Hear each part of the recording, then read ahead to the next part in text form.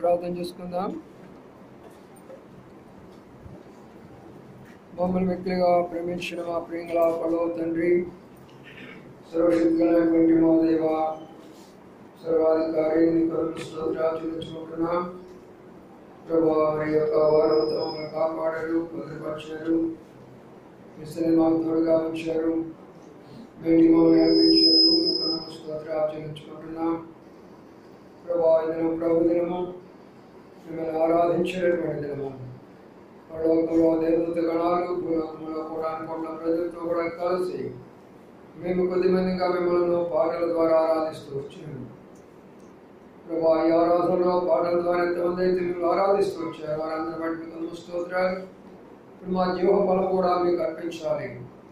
నోటి మాటల ద్వారా నేను స్తుతించవలసిన వారిగా కనబడుతుంటున్నాం. దాని కొరకై ప్రభువా, మా తండ్రి, మా హృదయాన్ని సిద్ధపరుస్తురండి, మా ఆత్మను సిద్ధపరుస్తురండి. మీ స్వరాన్ని మాకు వినిపింపజేస్తూ రండి, మీరు మాట్లాడుతూ రండి. అప్పుడే మేము అర్థం చేసుకుంటాము మీ ప్రేమను, మీ ఏర్పాటును, మీ తలంపులను, మీ ఆలోచనలను, మీ సమస్తమైన ఉద్దేశాలన్నింటినీ కూడా అప్పుడే మిమ్మల్ని ఆరాధించగలరు. సర్వంతా కూడా వ్యక్త పరీక్ష నుంచి మీ ప్రజలతో నింపి మీ మహిమను మా మధ్య ఉంచవలసిందిగా ప్రార్థన చేస్తుంటున్నాం. అంత మాత్రమే కాదు, మార్పులను వారికి తోడండి, సాగండి, మర్చిపోయిన వారికి జ్ఞాపకం చేసుకునండి, అనారోగ్యమైన బిడ్డలందరూ కూడా జ్ఞాపకం చేసుకుని నడిపిస్తురండి.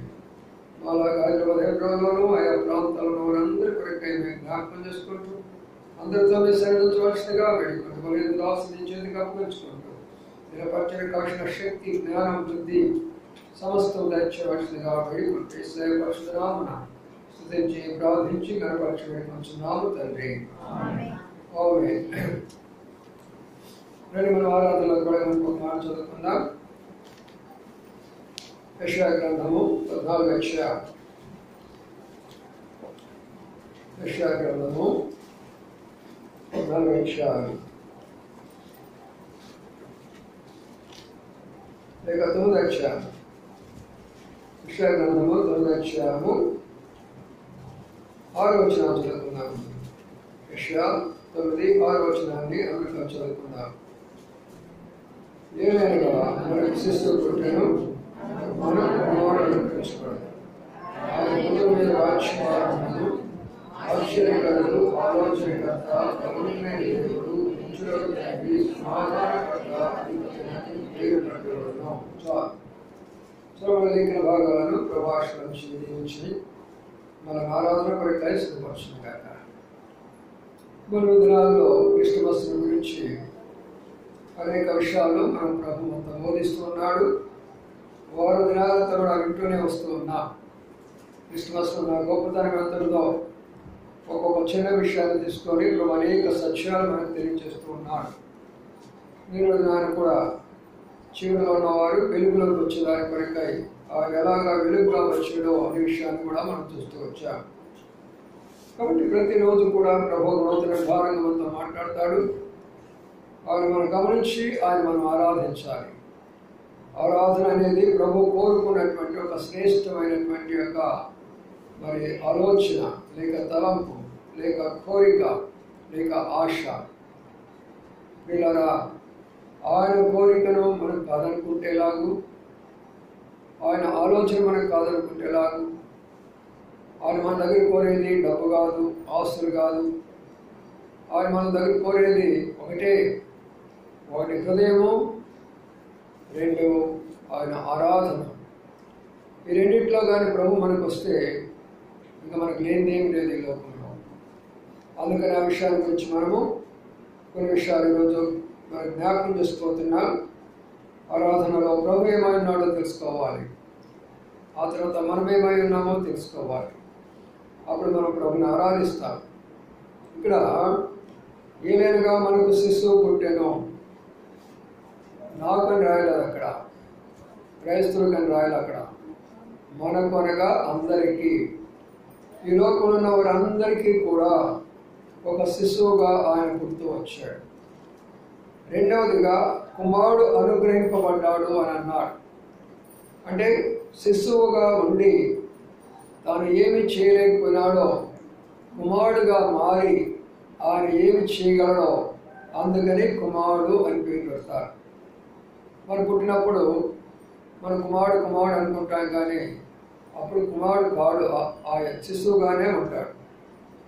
ఆ శిశువుగా మారి కుమారుడుగా మారుతాడు. అప్పుడు ఆయనకు కుమారుడు అని పేరు పెడతాము. అందుకని మనం ఏమంటాడు, పెద్ద కుమారుడు చిన్న కుమారుడు అని అనుకుంటూ ఉంటాం. అందుకని ప్రియులారా, ఆయన కుమారుడుగా పుట్టిన తర్వాత ఆయన భుజం మీద రాజ్యభారం ఉండును. కాబట్టి కుమారుడు యొక్క భుజం మీద ఏం పెడుతున్నాడు అంటే రాజ్యం యొక్క భారం పెడుతున్నాడు. ఏ రాజ్యం భారం పెడుతున్నాడు? ఏ రాజ్యంలో అయితే ఎవరైతే భారం మోసుకుంటూ లోకంలో వెళుతుంటున్నారో, ఏ రకమైనటువంటి భారమైనా సరే ఆ భారం అంతా కూడా మోసేదాని కొరకై ఆయన ఈ లోకానికి వచ్చినాడు, ఈ లోకంలో జన్మించాడు అనే విషయాన్ని మనం జ్ఞాపకం చేసుకుందాం. ఈ రాజ్యం అంటే చాలా గొప్పది. ఈ యొక్క లోక రాజ్యంలో ఒక రాజు ఉన్నాడు, ఆయనే శైతానుడు. చాలా బలవంతుడైనటువంటి వాడు. ప్రతి ఒక్కరి మీద కూడా ఏదో ఒక బరువు పెట్టేశాడు.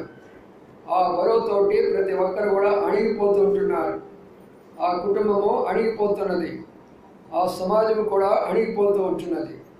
అందుకని ఈ భారాన్ని భరించాలి అంటే ఏ మానవుడి వల్ల కాదు. కాబట్టి ఆ భారము భరించేదాని కొరకే ఆయన లోకంలో మరి జన్మించడానికి కారణంగా మనం చూస్తూ వచ్చాడు. తర్వాత మనం గమనించినట్లయితే మరి ఆయనకు ఒక పేరు పెట్టాలి అనే మాటలు మనకు కనబడుతుంటున్నాయి. దేవుడు అన్న తర్వాత ఎవరు పేరు పెట్టగలరు? ఎవరైనా పేరు పెట్టగలరా దేవునికి? ఎవరూ పేరు పెట్టలేరు. అందుకని మోషే అడిగాడు, ఏమన్నాడంటయ్యా, వాడు నన్ను అడుగుతారు కదా, నీ దేవుడి పేరు ఏమని అడిగితే నేనేం చెప్పాలయ్యా, ఎగుతుకు పోయి అంటాడు. అప్పుడు దేవుడు నా పేరు కానీ చెప్పాడా? చెప్పలా. ఆయన చెప్పిన మాట ఏంటి? నేను ఉన్నవాడును అనేవాడు, అనగా మాట్లాడేవాడు. కాబట్టి దేవుడు అంటే ఉన్నవాడు. ఆ ఉన్నవాడు ఏ రకంగా ఉన్నాడో మనం తెలుసుకోవడమే మన యొక్క ప్రాముఖ్యమైన విషయం. ఆయన ఉన్నాడు, 7 యుగాల్లో ఉన్నాడు. మరి 7 యుగాల్లో ఆయన ఎలాగా ఉన్నాడో మనం చూస్తూ రావాలా. ఇప్పుడు మనమున్న యుగంలో ఆయన ఎలాగ ఉన్నాడో చూస్తూ రావాలా. కాబట్టి ప్రియమైన సోదరుడా, ఎవరు కూడా పేరు పెట్టలేరు ఆయనకి. మరి ఉంది కదండి యెహోవాని, మరి యేసుక్రీస్తు ప్రభువు ఉంది కదా, దానికి అక్కడే మీకు చెప్పబడింది ఏంటంటే అది హీబ్రూ భాష లేక గ్రీకు భాషలో తర్జుమా చేయబడినటువంటివి. దానికి అర్థం చెప్తూ వచ్చాడు అంతే. యేసు అనేది పేరు కాదు, యేసు అంటే రక్షకుడు అని అర్థం. ఇప్పుడు నా పేరేంటంటే రక్షకుడు అని అర్థం అన్నమాట. కానీ రక్షకుడు అనే ఎవరి పేరైనా పెట్టారా చూడండి. భూలోకం అంతా తిరగండి, ఏమయ్యా నీ పేరు అంటే వెంకటయ్య అంటాడు, సుబ్బయ్య అంటారు, కోటేశ్వరయ్య అంటాడు, ఇవన్నీ పేర్లు అంటారు. నా పేరు రక్షకుడు అనేవాళ్ళు ఎవరైనా ఉన్నారా? ఎవరూ లేరు. అందుకనే సోదరులారా, అలాగే ఇమ్మానుయేలు అని అన్నాడు. ఇమ్మానుయేలు కూడా పేరు కాదు. ఇమ్మానుయేలు అంటే అర్థం ఏంటి? దేవుడు మనకు, నేను మీకు తోడుగా ఉంటాను అని అన్నాడు. ఎవరైనా చాలామంది ఇమ్మానుయేలు అని పేరు పెట్టుకుంటారే కానీ నీ పేరు ఏంటంటే నా పేరు నీకు దేవుడు తోడుగా ఉన్నానయ్యా అని ఎవరైనా చెప్తారా? చెప్పలేరు. కాబట్టి ఆయనకి ఎవ్వరు కూడా పేరు పెట్టలేక యెషయా ప్రవక్త ఏం పేరు పెట్టాలని ఆలోచన చేసి ఎంత పెద్ద పేరు పెట్టాడు. అది సామాన్యమైనటువంటి పేరు కాదు. ప్రపంచంలో ఉన్నటువంటి ఏ దేవుడు కూడా అది సరిపోదు. ప్రపంచంలో ఉన్నటువంటి మానవుడు కూడా అది సరిపోదు. ప్రపంచంలో ఉన్న ఏ శక్తికి కూడా అది సరిపోదు. అంత గొప్ప పేరు పెట్టారు. అదే రండి, ఇప్పుడు ఆ పేరు మనం చూస్తున్నాం. ఏమని ఆ పేరు మనం చూస్తున్నామంటే, ఆశ్చర్యకరుడు, ఆలోచనకర్త, బలవంతుడైన దేవుడు, నిత్యుడగు తండ్రి, సమాధానకర్త, అధిపతి అని అతనికి పేరు పెట్టేవాడును అనే మాట కనబడుతుంది. ఆ పేరు ఏమైనా ఉందా? ఒకసారి ఆలోచన చేయండి.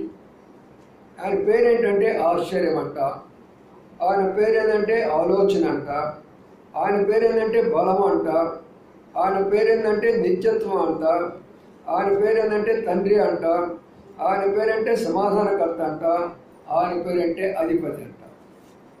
కాబట్టి చూడండి ఎన్ని పేర్లు ఉన్నాయో, ఎన్ని పేర్లు ఉన్నాయో, ఒక్క దేవునికి ఎన్ని పేర్లు ఉన్నాయో చూడండి.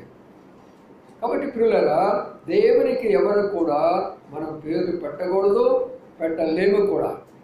ఆయన చూసిన వారు లేరు, చూసి బ్రతకలేము. అందుకనే మనకు ఆ దైవత్వాన్ని చూపించేదాని కొరకు ఆయన కేవలము నీ రూపంలో, నా రూపంలో మరియ గర్భము ద్వారా భూలోకానికి వచ్చాడు. ఆయన వచ్చాడు అనేది మాత్రము జ్ఞాపకం ఉంచుకోనండి. ఆయన పుట్టాడు అనే దానికంటే కూడా ఆయన వచ్చాడు అనే మాట మాత్రం చాలా శ్రేష్టమైనది. ఆయన పుట్టడం ఏంటి? ఆయనకే పుట్టు ఉంటుంది.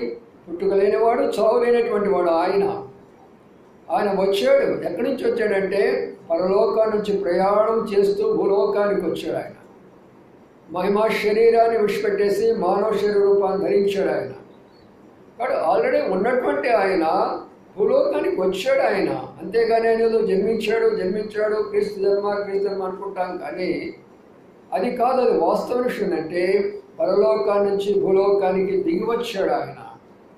అందుకని ఆయనకు పేరు పెట్టలేము, మరి ఆయన గురించి మనం వర్ణించలేము. అందుకనే దాదాపుగా ఇప్పుడు 15 రోజుల నుంచి మనం ప్రతిరోజు క్రిస్మస్ గురించి చెప్తూనే వస్తూ ఉన్నాను. ప్రతి మీటింగ్లో చెప్తూనే ఉన్నాను. ఎంత చెప్పుకున్నా కూడా ఆయన గురించి మన వశం లేదు. అది మన జ్ఞానానికి మించినటువంటిది. అందుకని వర్ణించలేము, దాని గురించి మనము తలంచలేము, ఆలోచించలేము, వర్ణించలేము. మరి మాటలు చాలా అవి. అందుకని ప్రియులారా, ఈ పేరు పెట్టడం ఎందుకు అని మనం కొంతసేపు మరి నేను కూడా ధ్యానించాల్సి వచ్చింది. ప్రభువా, ఇంత పేరు పెట్టుకున్నారే, ఏముందయ్యా ఇందులో కొన్ని రహస్యాలు అని నేను ప్రభు సన్నిధిలో ఉన్నప్పుడు ప్రభు నాకు కొన్ని విషయాలు తెలియజేస్తూ వచ్చాడు. ఆ విషయాలు మీతో ఇప్పుడు చెప్పిన తర్వాత మనం ఆరాధనలోకి వెళ్ళిపోతాం. ఎందుకు ఈ మాట వాడాలంటే ఇక్కడ 6 విషయాలు ఇక్కడ తెలుగులో ఉన్నాయి, కానీ ఇంగ్లీష్లో మాత్రమే 3 విషయాలు ఉంటాయి. మొట్టమొదటి విషయాన్ని ఏమంటారంటే ఆయన వండర్ఫుల్ కౌన్సిలర్ అంటారు. వండర్ఫుల్ కౌన్సిలర్ అంటారు మొట్టమొదట. అనగా ఆశ్చర్యకరుడు, ఆలోచనకర్త 2గా విభాగించారు తెలుగులో. ఇంగ్లీష్లో వండర్ఫుల్ కౌన్సిలర్ అంటారు. రెండవది ఏంటంటే బలవంతుడైన దేవుడు అంటారు. బలవంతుడైన దేవుడు అంటే ఆల్మైటీ గాడ్ అంటారు. ఆల్మైటీ గాడ్ అంటారు. మూడవది ఏమిటంటే నిత్యుడగు తండ్రి అంటాడు. ఇటర్నల్ ఫాదర్ అంటారు. నిత్యుడగు తండ్రి అంటారు. రెండవది సమాధానకర్తకు అధిపతి, ద ప్రిన్స్ ఆఫ్ పీస్ అంటారు. ఇక్కడ 2గా భావించారు, కానీ ఇంగ్లీష్లో ద ప్రిన్స్ ఆఫ్ పీస్ అంటారు. కాబట్టి ఈ 4 గుణాలు, ఈ 4 లక్షణాలు ఎన్ని గ్రంథాలలో చదివినా, ఎంత దేవుడి గురించి మనం ఆలోచన చేసినా, ఎంత మహానుభావులు ఈ యొక్క లోకంలో జీవించినా, ఈ లక్షణాలు కలిగిన వాళ్ళు ఎవరైనా ఉన్నారు అంటే అది ప్రభువునటువంటి యేసుక్రీస్తు వారు తప్పక ఎవరిలో కూడా లేవు. అందుకనే ప్రియమైన సోదరి సోదరులారా, ఈ ఉదయకాల సమయంలో ఇంత గొప్ప దేవాది దేవుడు నీకు నాకు ఎంత గొప్ప ప్రత్యక్షత అనుగ్రహించాడు. నేను అదే అనుకుంటాను చాలాసార్లు, ఈ లోకం అంతా మాయే. దినాల్లో చెప్తున్నాను కదా, క్రిస్మస్ సందర్భంలో అంతా కూడా మాయే. కానీ దేవుడు ఎవరినైతే ఆయన మనసులో ఉంచుకున్నాడో వారికి రకరకాలుగా ప్రత్యక్షపరుచుకున్నాడే. ఎంత ప్రేమ గలవాడు, ఎంత ప్రణాళిక గలవాడు అనే విషయాన్ని ఒకసారి తలుచుకుంటే ఆయన మనం స్తుతించకుండా ఆరాధించకుండా ఎలాగ ఉండగలము? అందుకని ఇక్కడ రాయడం మాట ఏంటంటే ఫస్ట్ మాట వండర్ఫుల్ కౌన్సిలర్ అనే విషయాన్ని కొన్ని తలంపులు చూసుకొని మనం ప్రభుని ఆరాధించుకుందాం. కౌన్సిలర్ అనేది వండర్ఫుల్ కౌన్సిలర్ అనేది చాలా డిఫరెంట్గా ఉంది. కౌన్సిలింగ్ అనేది మనకు తెలుసు. కౌన్సిలింగ్ ఎక్కడ స్టార్ట్ అవుతుందంటే మొట్టమొదట కుటుంబం నుంచే స్టార్ట్ అయిపోతుంది. ఒక తండ్రి బిడ్డలకు కౌన్సిలింగ్ ఇస్తూ ఉంటాడు. బాబు అలాగా ఇలాగా చేస్తున్నారా చెప్తూ ఉంటాడు. అమ్మాయి ఇట్లా చేయమ్మా అనేదాన్ని కౌన్సిలింగ్ అంటారు. రెండవదిగా ఒక టీచరు విద్యార్థికి కౌన్సిలింగ్ ఇస్తూ వస్తాడు.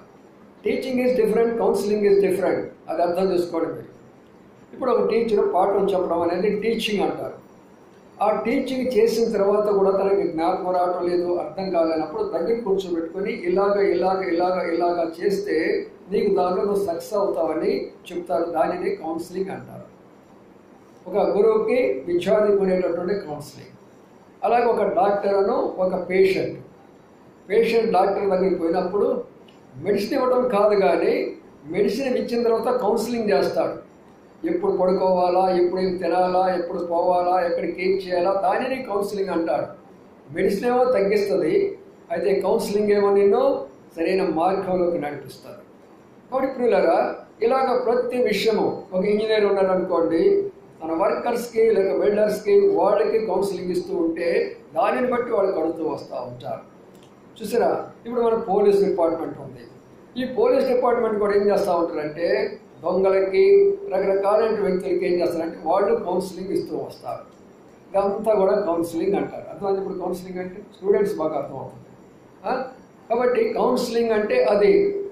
సరే, ఈ కౌన్సిలింగ్ ఇచ్చే వాళ్ళందరికీ కౌన్సిలర్ కావాలి కదా. ఇప్పుడు ఈ కౌన్సిలింగ్ ఎవరెవరైతే ఇస్తున్నారో వాళ్ళందరికీ కూడా ఒక కౌన్సిలర్ కావాలి కదా. అందుకనే ఆయన ఆశ్చర్యమైనటువంటి కౌన్సిలర్, ఆశ్చర్యకరమైనటువంటి ఆలోచనకర్త. ఆయన ఆలోచన ఎంత అంటే ప్రపంచంలో ఉన్నటువంటి చిన్న బిడ్డలు మొదలుకొని వృద్ధుల వరకు కూడా, అజ్ఞానుల మొదలుకొని జ్ఞానుల వరకు కూడా, పేదవారి మొదలుకొని ధనవంతుల వరకు కూడా, లోకంలో ఉన్నటువంటి ప్రతి వ్యక్తికి సరిపోయినటువంటి యొక్క ఆలోచన చెప్పగలిగినటువంటి వాడే ప్రభువు అనేటువంటి యేసుక్రీస్తు వారు. ఇది అవునా కాదా? ఈ ఆలోచన అవునా కాదా? రండి, బైబిల్ గ్రంథంలో కొన్ని విషయాలు మనం చూస్తూ వస్తే ఈ ఆలోచన కరెక్ట్ ఉందో లేదో ఒక్కొక్క విషయాన్ని మనం గమనిస్తూ వద్దాం.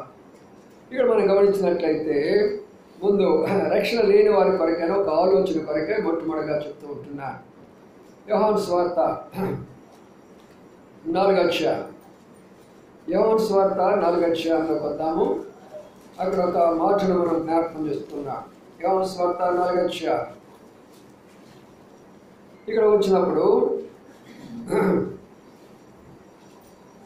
16 వచ్చిన చదవండి. 16 యేసు నీవు వెళ్ళి నీ పెనిమిటిని పిలుచుకొని అది ఇప్పుడు సమస్య. ఇప్పుడు మొట్టమొదటి కౌన్సిలింగ్ బాగా అర్థం చేసుకోండి. ప్రభు ఇవన్నీ మనకు తెలిసిన విషయాలే, కానీ దానిని మనకు అర్థమయ్యే విధానంలో పరిశుద్ధాత్మదేవుడు వేరే విధానంగా బోధిస్తూ వస్తాడు. వాటిని మనం జ్ఞాపకం చేసుకుందాం. ఇప్పుడు ప్రభు దగ్గరికి పోయినాడు, సమరయ స్త్రీకి మాట్లాడటం మొదలుపెట్టాడు. అన్నీ అయిపోయిన తర్వాత ఈమె ఏమి చేస్తే ఈమె జీవితం మారిందిరా అని ఆలోచన చేస్తాడు. ఇప్పుడు 3 విషయాలు జరుగుతాయి ఇక్కడ.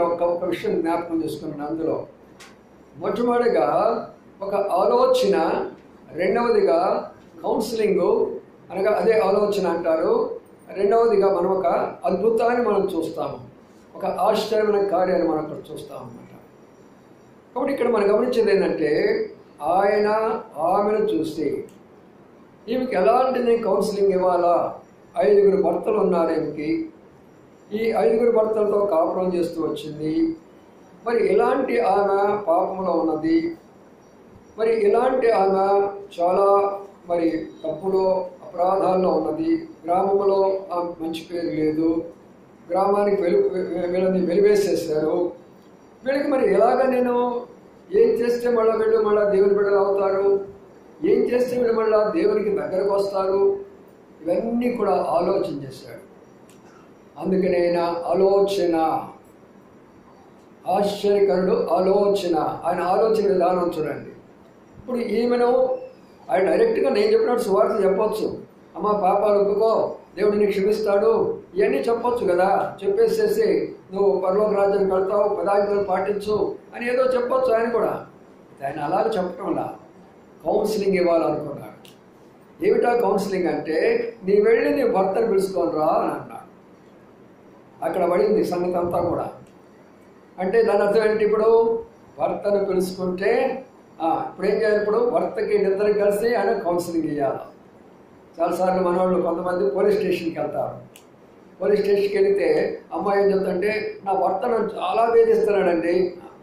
అవునా, పోయి భర్తను పిలుచుకొని రా అమ్మా అంటారు. అంటే దాని అర్థం ఏంటి?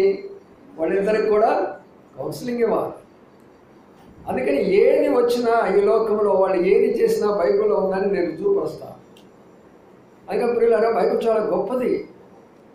ఆ తర్వాత ఆ కౌన్సిలింగ్కి వెళ్ళిన తర్వాత ఇప్పుడు భర్తను పిలిచినప్పుడు ఆమె ఉంది యథార్థం చెప్పుకుంటుంది.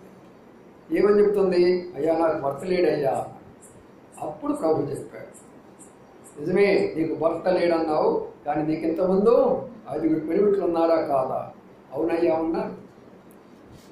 అప్పుడు చెప్పాడు ప్రభు, అందుకనే నీ జీవితం మారాలంటే ఇవన్నీ మానివేసేసేసి, ఈ పాడు బ్రతుకంతా కూడా మానివేసేసేసి. అప్పుడు ఆమెకు ఆశ్చర్యమైపోతుంది. ఏం ఆశ్చర్యమైపోతుంది? ఎలాగ తెలుసబ్బా నా సంగతంతా ఈయనకి? నేను 5గురితో పెనిమిట్లుగా ఉన్నటువంటిగా నన్ను గురించి చెప్తున్నాడే, ఈయనకి ఎలా తెలుసు? 30 సంవత్సరాలు లేవు ఈయనకి మహా అయితే. ఎలాగ తెలుసు నా సంగతి అంతా కూడా? వీళ్ళారా, అది ఆశ్చర్యమైనటువంటి, అందుకని ఆయన పేరు ఆశ్చర్యకరుడు. ఎందుకు ఆయనకి ఆశ్చర్యకరుడు పెట్టాడు? ఆయన మాటలో ఉన్న గొప్ప చూడండి, ఎంత ఆశ్చర్యపరిచిందో ఆమెని, ఎంత ఆశ్చర్యపరిచిందో చూడండి. ఆయన ఇచ్చినటువంటి ఆలోచనకు ఆమెను ఆశ్చర్యపరిచింది. ఇప్పుడు ఏం జరుగుతుంది? సరేనయ్యా, నువ్వు నిజంగా దేవుడు అని, దేవుడి కుమారుడు అని, ప్రవక్త అని నేను ఇప్పుడు గమనిస్తున్నానయ్యా.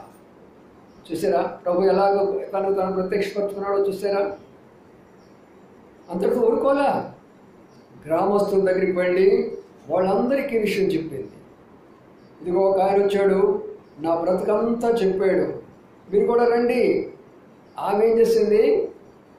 ఈయన కౌన్సిలింగ్ అయిపోయిన తర్వాత ఆమె ఏం చేస్తుంది? ఆ గ్రామంలో ఉన్న వాళ్ళని కౌన్సిలింగ్ చేస్తుంది. రండి మీరు ఇక్కడికి, నా జీవితం బాగైపోయింది, మనం అందరం సమరయులం కదా, ఊరవతలు ఉన్నవాళ్ళం కదా, పాపంలో జీవిస్తున్నాం కదా, వ్యభిచారాల్లో జీవిస్తున్నాం కదా, 5 భర్తలు నాకు ఉన్నారు కదా, ఇంక మీకు కూడా చాలామంది భర్తలు ఉన్నారు కదా, రండి మీకు మంచి మార్గం చూపిస్తారని కౌన్సిలింగ్ చేసింది ఆమె. ప్రభు యొక్క కౌన్సిలింగ్ ఆమె వింది. ఆమె వారి దగ్గరికి వెళ్తే వారు ఇక్కడికి వచ్చారు. ఇప్పుడు గ్రామం అంతా కూడా మార్చబడినది. ఒక ఆశ్చర్యమైన కార్యం జరిగింది అక్కడ, ఒక అద్భుతమైన కార్యం జరిగింది అక్కడ. ఒక చిన్న మాట చూడండి ఎంత గొప్ప పని చేసిందో. ఆయన ఎందుకన్నాడు మరి ఆశ్చర్యకారుడని? ఎందుకన్నారు? ఆయన ఆలోచనకర్త. ఆయన ఆలోచన ఎక్కడికి వెళుతుంది? మొట్టమొదటిగా అదిగో సమరయ స్త్రీ మీదకి వెళ్ళింది, అదిగో సమరయ గ్రామాన్ని మీదకి వెళ్ళింది, అదిగో ఆ బావి దగ్గరికి వెళ్ళింది. ఆమెను ఎలాగైనా మార్చాలనుకున్నాడు, ఆ గ్రామాన్ని కూడా మార్చాలనుకున్నాడు. అందుకని ఆయన ఆలోచనకర్తగా ఉన్నాడు. అక్కడికి వచ్చాడు, వాళ్ళ మధ్యలోకి వచ్చాడు, ఒక ఆశ్చర్యమైన కార్యం చేశాడు. ఆశ్చర్యమైన కార్యాన్ని బట్టి వారి జీవితాలన్నీ కూడా మార్చబడి, అయ్యా నీవే క్రీస్తువి అని అన్నాడు. ప్రియమైన సోదరి సోదరులారా, అదే కదా మన యొక్క జీవితము. దేవుడు ఏనాడో నీ కొరకై నా కొరకై ఒక ఆలోచన కలిగి ఒక దైవజనుడు మన దగ్గర పంపించిన కారణం చేత కదా మనం మారింది. ఆయన ఆలోచన ప్రకారము ఏదో ఒక పత్రిక మనం చదవడం ద్వారా మన యొక్క జీవితం మారింది. లేక ఎవరో ఏదో ఒక విధానంలో దేవుని దగ్గరికి మనం నడిపించడం ద్వారా మన జీవితం మారింది. కాబట్టి మన యొక్క జీవితాలు మారడానికి ఆయన మన కొరకై చేసినటువంటి యొక్క ఆలోచన, ఈ ఆలోచనను బట్టి నీవు నేను ఇక్కడ ఉన్నానని గుర్తించుకోవాలి. మనం ఈనాడు ఇక్కడ వచ్చినామంటే ప్రభు యొక్క ఆలోచనకర్త మన కొరకై ఆలోచన చేశాడు, మన కొరకై సేవకులను పంపించాడు, మన కొరకై ఆలోచన చేశాడు, మన కొరకై గ్రంథం ఇచ్చాడు, మన కొరకై ఆలోచన చేశాడు, ఆయన ఆత్మను మనకిచ్చాడు. అందుకని ఈనాడు సత్యాన్ని తెలుసుకున్నాం కాబట్టి ఆయన ఆలోచనను బట్టి ఒక అద్భుతం మన జీవితంలో జరుగుతూ వచ్చింది. ఏమిటా అద్భుతము? పాపానికి దూరం అయిపోయినా, శాపానికి దూరం అయిపోయినా, అగ్నిగుండానికి దూరం అయిపోయినాం, దేవుని శిక్షకు దూరం అయిపోయినాం, లోకానికి దూరం అయిపోయినాం, శైతానికి దూరం అయిపోయినాం. ఒక అద్భుతమైన యొక్క జీవితంలో జరుగుతూ వస్తున్నది. అందరికీ ఆశ్చర్యమే.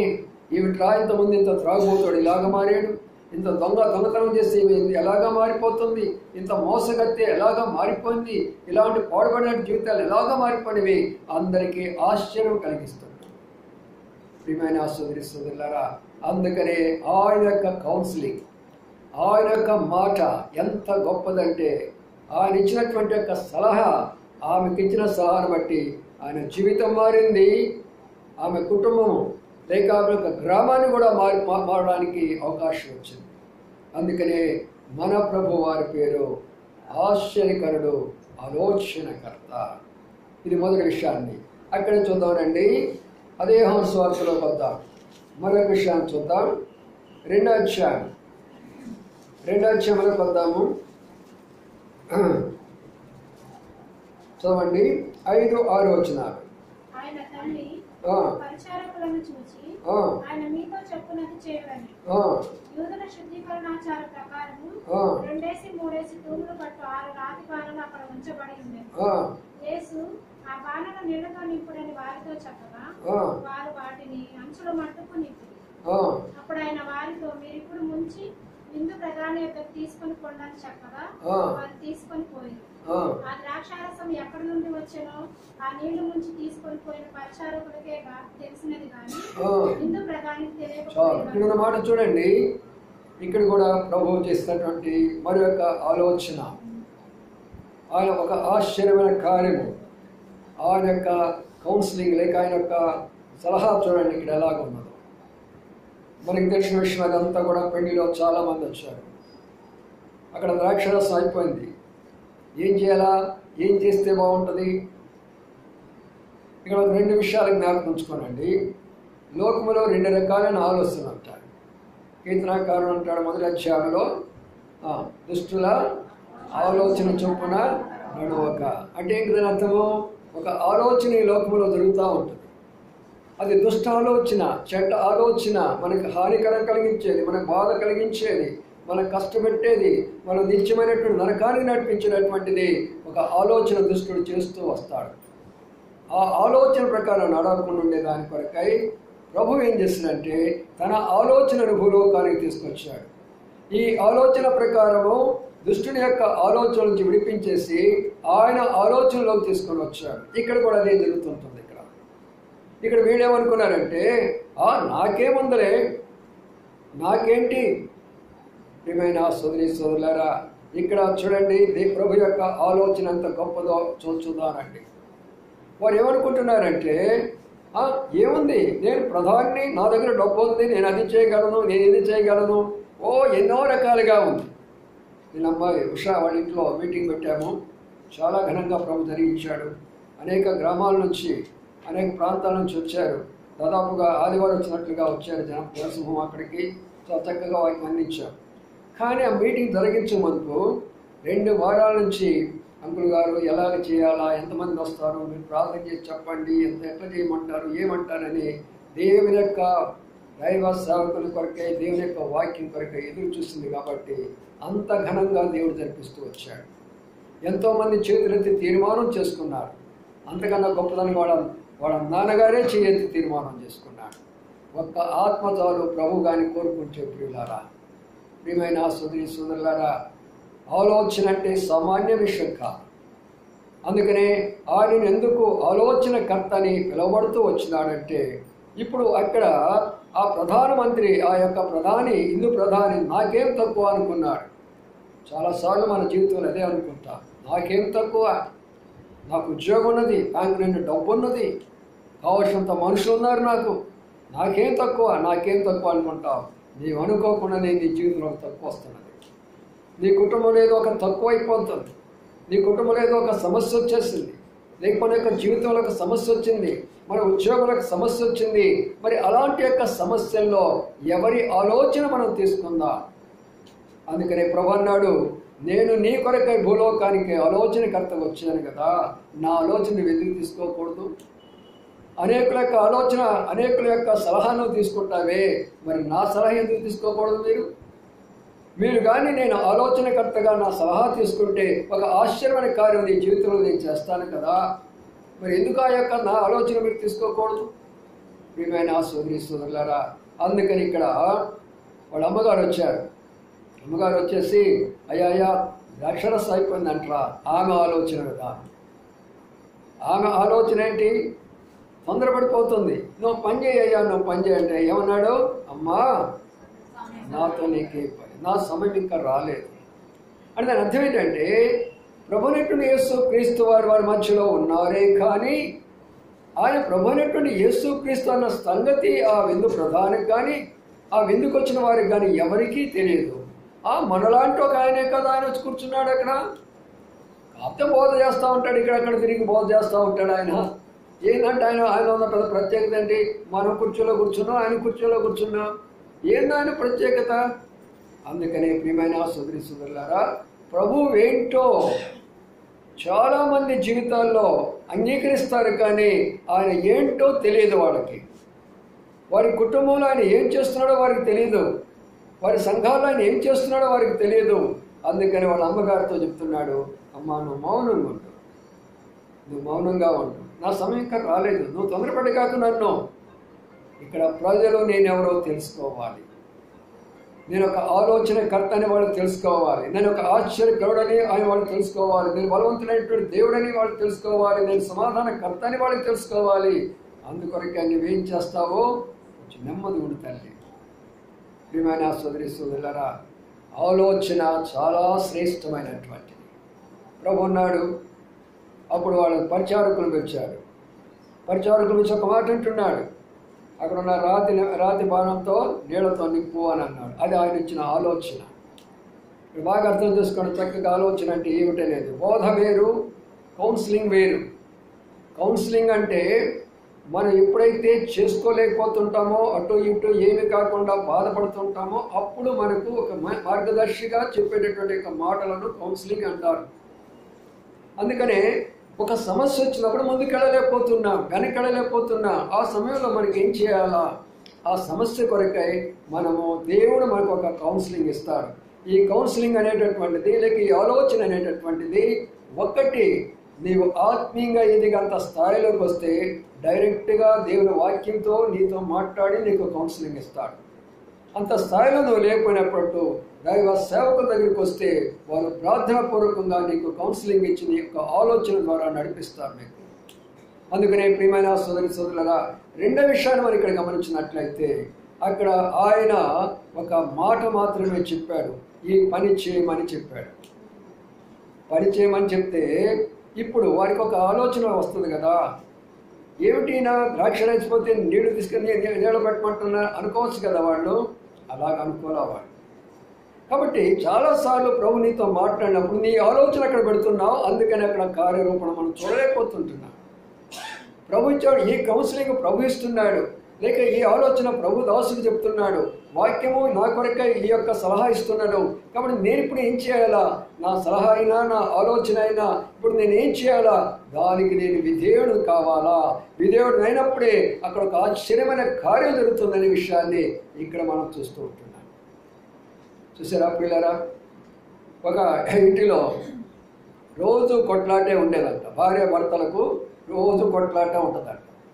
ఎక్కడ ఆయన ఆఫీస్ నుంచి రావడంతోనే ఆమె పాపం చేసి చేసి చేసి అలిసిపోయి మంచం మీద ఉంటుంది. ఈయన కూడా చేసిపోయి వచ్చి మంచం మీద ఉంటాడు. ఈయన రావడంతోనే ఇక ఆమె మీద కోపపడుతూ ఉంటాడు. ఆమె అంటే నేను దినమంతా చేస్తున్నాను కదా అని ఆమె ఈయన మీద కోపపడు. నేను నీ కొరకై బయట కష్టపడుతున్నాను కదా ఈ కోపం.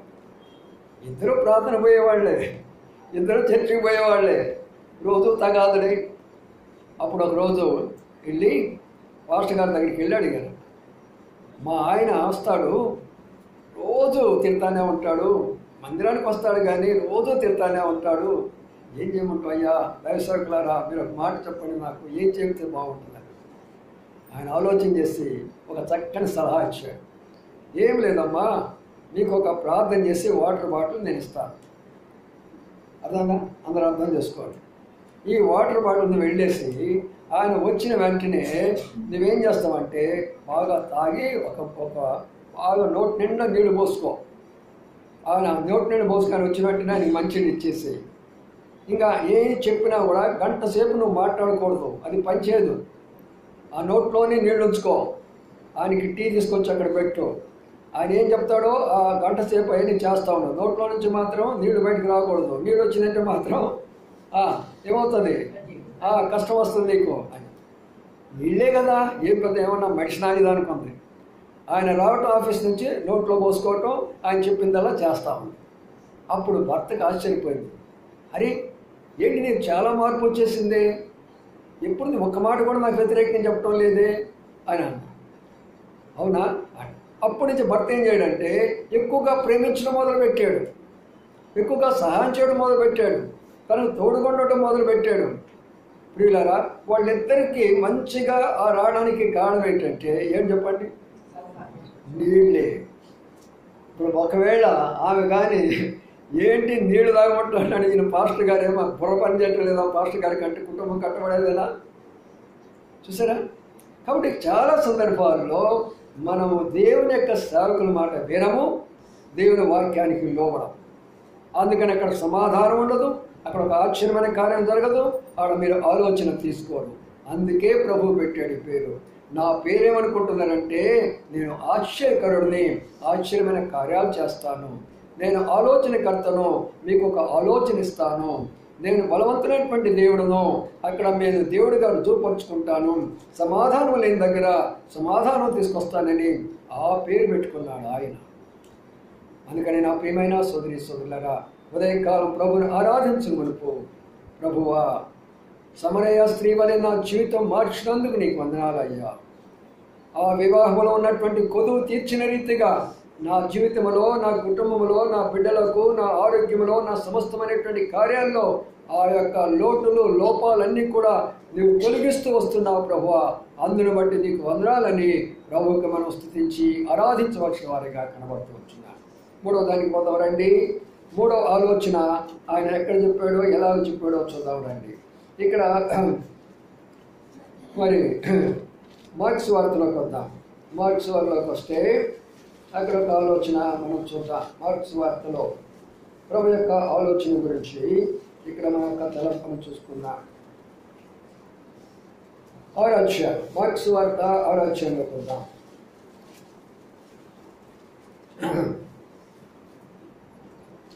36 చదవండి. 36 చుట్టుపక్కల ప్రదేశములలో గ్రామములలో వారు వెళ్ళి భోజనములకు ఏమైనా కొనుక్కొనుటకు వారిని పంపివేయమని చెప్పింది. 37 చదవండి. అందుకు ఆయన మీరు వారికి భోజనంలో పెట్టుడనగా వారు మేము వెళ్ళి 200 దేవారుల రొట్టెలు కొని వారికి పెట్టుదమా అని ఆయన అడిగారు. చాలా ఈ విషయం అని మనం ఎన్నోసార్లు చెప్తూ వచ్చాను. నేను ఇక్కడ జరిగిన సందర్భం ఏంటంటే ప్రభు దగ్గరకు వాక్యం వినడానికి అనేకులు వచ్చారు. అనేకులు వచ్చినప్పుడు కొన్ని వేల మంది ఉన్నారు ఆయన దగ్గర. కొన్ని వేల మంది ఉన్న వారికి ఆహారం పెట్టాలా, అది ఆయన ఆలోచన. ప్రియులారా, అర్థం చేసుకోండి. ఇక్కడ చక్కగా ఆలోచన అనేది మీకు ఎలాగా అర్థమవుతుందని చెప్తున్నా నేను. ఆయన దగ్గరకు వచ్చిన వారికి ఆయన ఇప్పుడు ఆలోచన చేస్తూ వస్తాడు. ఇప్పుడు మనం అందరం ఇక్కడ కూర్చున్నాం, దేవుని యొక్క మందిరంలో కూర్చున్నాం. మనం ఏమనుకుంటాం, ఏదో వచ్చి కూర్చున్నాంలే, పాస్టర్ గారు లేక దైవసేవకులు ఏదో 4 మాటలు చెప్తారులే పోతారు అనుకోవడం కాదు. అది చాలా తప్పు. కూర్చున్నా మనం ఏం చేయాలంటే, ప్రభువా నేను ఇక్కడికి వచ్చిన తర్వాత నీ ఆలోచన ఏంటి నా విషయంలో, నీ తలంపు నీ ఆలోచన ఏంటి నా కొరకై, నీ సహాయం ఏంటి నా కొరకై, నా బిడ్డల కొరకై, నా కుటుంబం కొరకై అని నీవు ప్రార్థన చేసుకుంటే దైవ సేవకుని నోటి ద్వారా నీకున్నటువంటి దానికి నీ మార్గాన్ని సరళం చేసే దాని కొరకై చక్కని ఆలోచన ఇస్తాడు ప్రభు. అందుకని ప్రియులారా, ఇక్కడ ఉన్నటువంటి శ్రేష్టమైన మాట, అయ్యో ఈ ప్రజలందరూ నా దగ్గర ఉన్నారే, 3 దినాల నుంచి నా దగ్గర ఉన్నారు, ఆకలిగా ఉంటున్నది ఒక ఆలోచన కలిగినాడు. మనకుంటుందా ఆలోచన?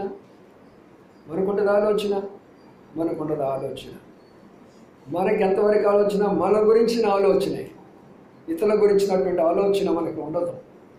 ఎప్పుడైతే చెప్పానో రహస్యం, మొన్న కూడా చెప్పాను ప్రార్థన కొడుకు రోజున, యోబు ఇతరుల కొరకై ప్రార్థించినప్పుడు తనకు క్షేమాభివృద్ధి కలగడమే కాకుండా 2 అంతల ఆశీర్వాదం పొందాడు. ఎప్పుడైతే మనం ఇతరుల కొరకై ప్రార్థన చేస్తామో, ఇతరుల కొరకై సహాయం చేస్తామో, ఇతరుల యొక్క కష్టాల్లో పాల్పొందుతామో, ఇతరులకు తోడుగా ఉంటామో, ఇతరులకు నీడగా ఉంటామో, ఇతరులను నడిపిస్తూ వస్తామో, నీకు రెండంతల మేలు సహాయం నీకు జరుగుతూ వస్తాయి.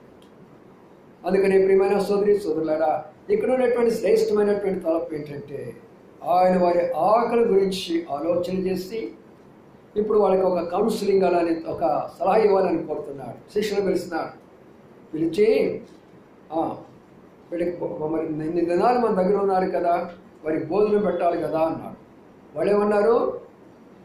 గ్రామాలు పంపించేసేయాలి. ఏమంటారు?